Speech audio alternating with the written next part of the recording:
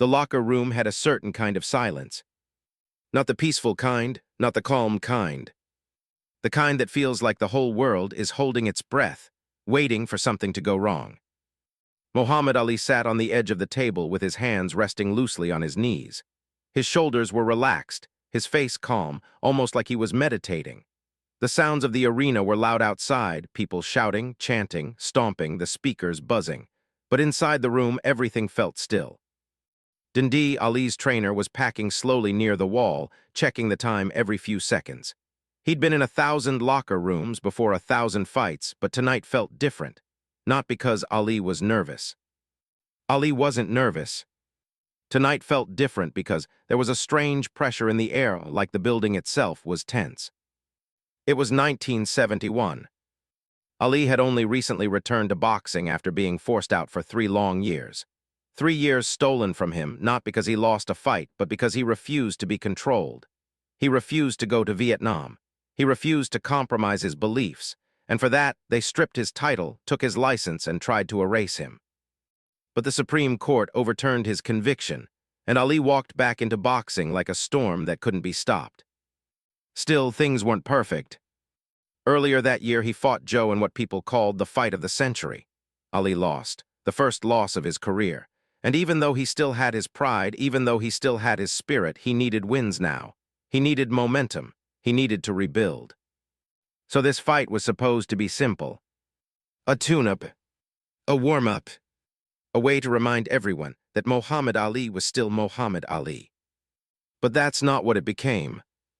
Because 45 minutes before the fight, the locker room door opened. No knock. No warning. Just opened. 3 men walked in like the room belonged to them. And instantly Dundee stopped packing. His body stiffened. His eyes narrowed. Every trainer knows the rules. Before a fight, the locker room is closed. Only the team, the officials, and the fighter are allowed. These men were none of those things. They wore expensive suits, not flashy but powerful. The kind of suits that said money wasn't a problem. Their shoes were polished, their hair neatly combed, and their faces were cold. Not angry. Cold.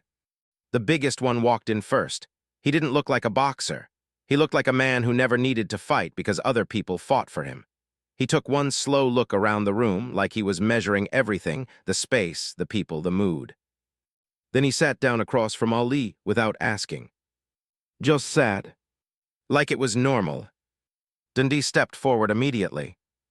This is a closed locker room, Dundee said, keeping his voice controlled. Nobody's supposed to be in here before a fight. The big man didn't even look at Dundee at first. He just smiled slightly, not a friendly smile. The kind of smile that tells you he's heard rules before and broken them. We're not nobody, the man said calmly. We're friends of the sport, friends who make sure things run smoothly. Now he looked at Ali. We just want a conversation with the champ. Ali had been lying back, getting his shoulders rubbed. He sat up slowly, eyes focused now. Ali had been around boxing long enough to recognize danger before it announced itself. He knew who these men were, even if he didn't know their names. Organized crime had touched boxing for decades. Fixed fights. Bought judges. Controlled rankings. It was an open secret that nobody spoke about out loud, because speaking out loud could get you hurt, or worse. Ali's expression stayed calm. What kind of conversation? Ali asked. The big man leaned back, crossing one leg over the other, acting comfortable.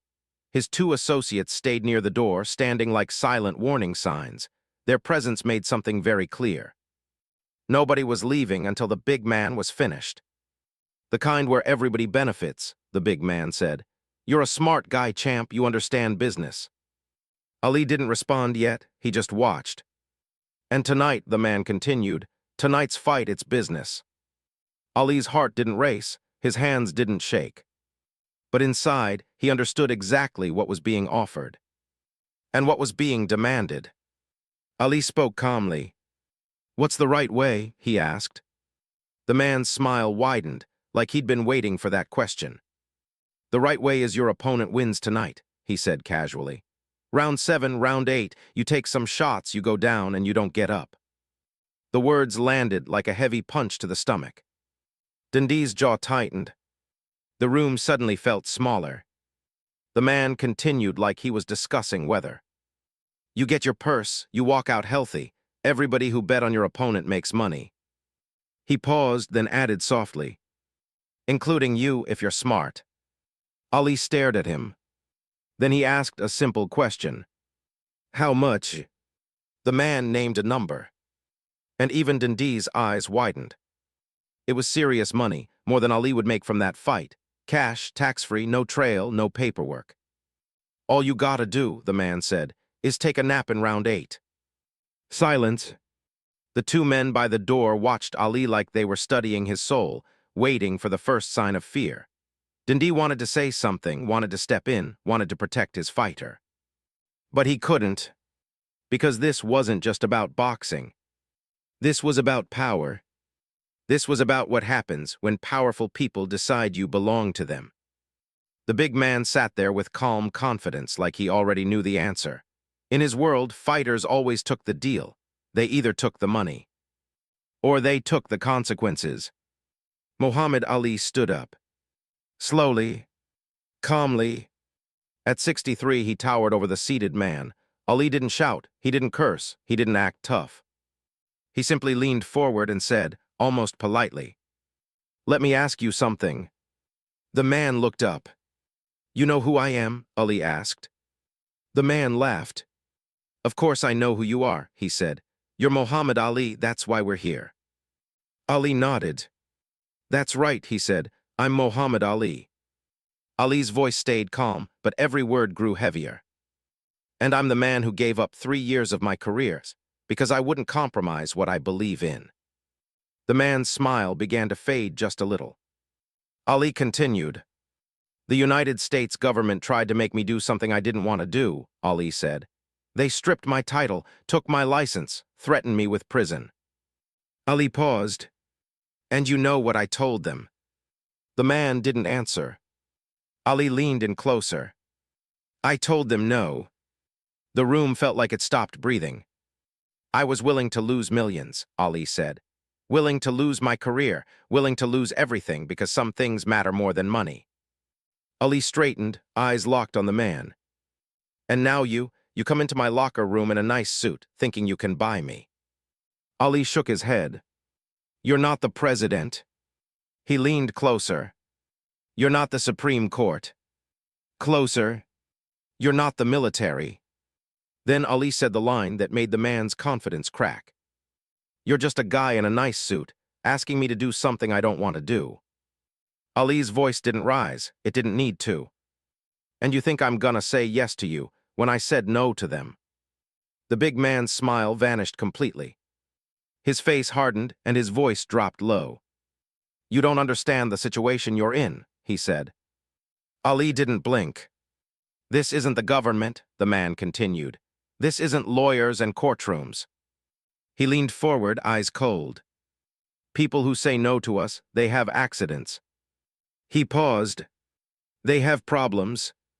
Then he delivered the darkest part like a final warning. "Their families have problems." Dundee felt his stomach turn. But Ali didn't flinch. He simply stared at the man and asked, calm as ever, "Is that a threat?" And in that moment, the entire room understood something terrifying. This wasn't just a conversation anymore. This was a test. A test of fear. A test of integrity. A test of whether Muhammad Ali, the loudest, proudest man in boxing, could be controlled like everybody else. And what Ali did next would shock them all, because Ali didn't just say no. He turned the whole situation upside down. And the men who walked in thinking they owned the champ were about to meet the one man on earth who could not be bought. Ali held the man's stare like he was looking straight through him. The locker room was so quiet you could almost hear the buzz of the lights above their heads. Dundee stood frozen, his hands clenched into fists at his sides. The two men near the door didn't move, but their shoulders stiffened slightly, like they were ready for anything. The big man didn't answer Ali's question right away. Instead, he tilted his head and gave a slow, calm nod, the kind that said, "Yes, it's a threat, and you know it." Ali's eyes didn't change. He didn't step back. He didn't swallow hard. He didn't look at Dundee for help. He simply stood there, tall and steady like a wall. Then Ali spoke again. His voice was quiet, almost gentle. "Because if you're threatening me," Ali said, "you better understand something." Ali tapped his own chest with one finger. "I'm not afraid of you." The big man's face stayed hard, but something flickered behind his eyes' surprise. It wasn't the words that shocked him. It was the tone. Ali wasn't acting tough. He wasn't trying to impress anyone. He wasn't bluffing. He meant it. Ali continued, "I'm not afraid of your friends." He nodded toward the two men by the door. "I'm not afraid of your organization." The big man leaned forward. "You should be," he said. Ali smiled slightly. A calm smile, a confident smile. "You know why I'm not?" Ali asked. The mobster didn't respond. Ali answered anyway. "Because I've been threatened by experts." That line landed different. The big man's brow tightened. Ali's voice grew stronger, like his spirit was filling the room. "I've been threatened by the FBI," Ali said. "I've been watched, followed. I've had men listening to my phone calls." Ali took one slow step forward. "I've been threatened by the United States government." Another step. "They stripped my title." Another step. "They tried to take my whole life." Ali leaned in closer now, and his voice sharpened. "I've had death threats from the clan." Dundee's eyes widened. Even he didn't expect Ali to say all that. Ali kept going. "I've had people from my own side tell me they'd do something to me if I didn't do what they wanted." Ali lifted his chin. "And I'm still here." He opened his hands like he was showing proof. "Still standing. Still talking. Still fighting." Ali's voice suddenly grew louder, like a bell ringing. "You think you scare me?" The big man's jaw clenched, but Ali wasn't done.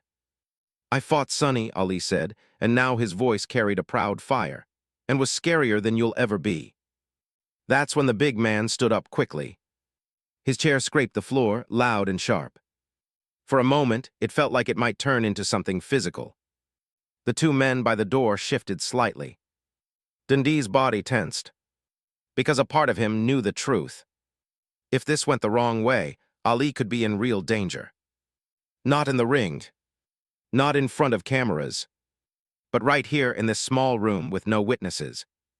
But Ali didn't react to the mobster standing up. Ali didn't step back. He didn't raise his fists. He just stared at him with the calm eyes of a man who had already survived worse.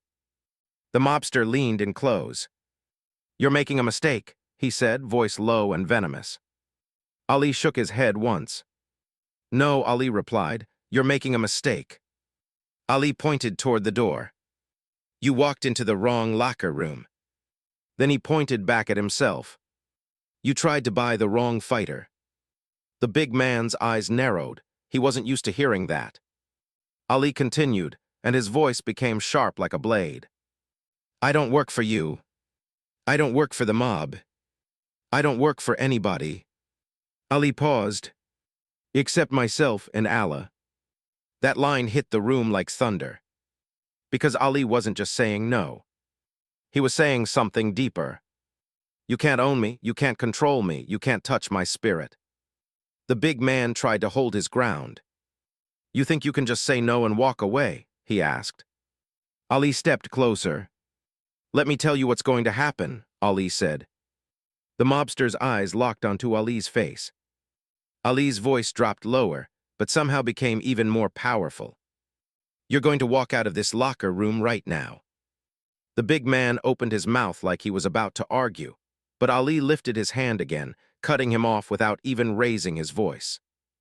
"You're going to go back to whoever sent you," Ali continued, "and you're going to tell them Muhammad Ali said no." Ali leaned forward. "And you're going to tell them they bet on the wrong horse."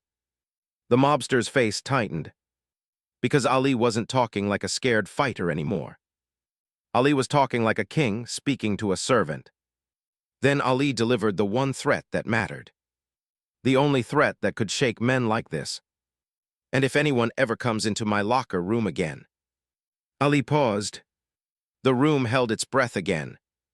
I won't just say no. Ali's eyes narrowed. I'll make it public. The mobster blinked. Ali continued. I'll call a press conference.